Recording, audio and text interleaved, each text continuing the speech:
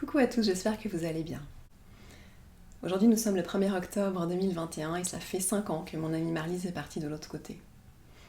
En fin d'après-midi ce jour-là, j'ai pu me trouver à ses côtés alors qu'elle avait été rapatriée chez elle pour pouvoir y passer ses dernières heures au jour. On ne savait pas vraiment, mais elle était dans un état vraiment comateux. Elle n'avait plus que ses beaux yeux bleus ouverts et puis ses cils qui bougeaient et un peu ses sourcils de temps en temps qui réagissaient quand on lui parlait.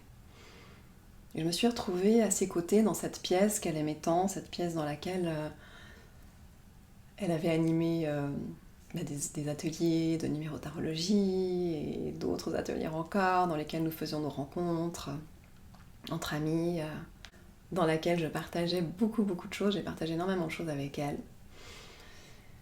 Et c'est aussi la pièce dans laquelle elle peignait. Et cette pièce, c'est une pièce magnifique, toute ouverte, vraiment avec des baies vitrées autour.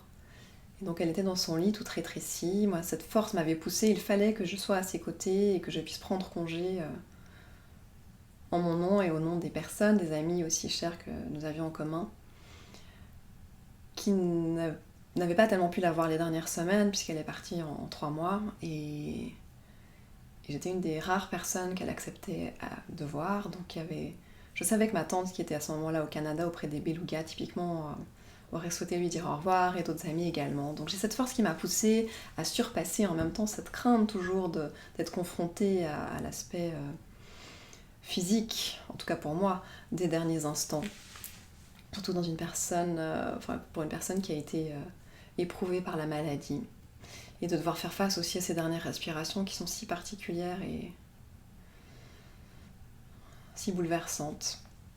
Et donc je me suis retrouvée à ses côtés, et quand j'ai pris congé pour les personnes, que je les ai nommées, ses sourcils bougeaient à chaque fois, et ses grands yeux bleus étaient ouverts tout du long. Et puis il y avait ces phases d'agitation, de respiration, et à un moment donné, j'ai eu l'impression, il y avait tellement de soleil dans la pièce qui arrivait comme ça, un temps d'automne, le soleil qui frappe presque horizontalement, et je me suis dit, peut-être que ça l'incommode au niveau de ses yeux, peut-être qu'il faudrait que je la déplace. Et à ce moment-là, j'ai senti qu'elle me transmettait, presque en rigolant, mais non, regarde, je suis déjà à côté de mon corps, je suis immergée dans la lumière, et je ne suis plus que rattachée que par un fil d'or à mon corps. Cette capacité de faire bouger mes sourcils. Mais regarde, moi je suis totalement immergée dans la lumière, dans la pleine lumière, donc ce n'est pas cette lumière lointaine qui vient du soleil qui me fait quoi que ce soit, mais profite de cette lumière. Et là je me suis sentie vraiment envahie, baignant dans une lumière incroyable. C'était un moment de grâce infinie. Et à ce moment-là, quand j'ai compris cela et quand mon cœur s'est ouvert et tout a rayonné de la sorte, et bien ses yeux qui étaient d'un beau bleu, un peu plus clair que mon pull, sont devenus, c'est amusant, exactement comme ce vert chrysoprase. Ses yeux bleus sont devenus vert chrysoprase. C'était incroyable, ils ont changé de couleur. Comme ce vert que je voyais quand j'étais avec les orques, ces canaux d'énergie. Et à ce moment-là, dans la pièce, il y avait aussi des arcs-en-ciel sur les murs, évidemment qui devaient être projetés à travers un cristal, mais que je n'ai pas trouvé ce jour-là. Et elle m'a fait ce cadeau avant de partir. Elle nous a fait ce cadeau avant de partir. Et 1h30 plus tard, elle n'était plus là, elle avait fini sa transition. Et quand je l'ai annoncé à mes amis et que je leur ai dit que j'avais pu prendre congé aussi en leur nom, ma tante m'a envoyé une photo et elle était à ce moment-là sur le fleuve Saint-Laurent avec les Belugas, et c'était une photo d'une famille Beluga, ces anges de la mer. Et le fleuve à ce moment-là était d'un vert chrysoprase.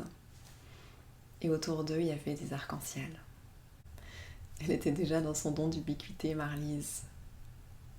En Suisse et au Canada à la fois, encore incarnée et déjà dans les autres dimensions.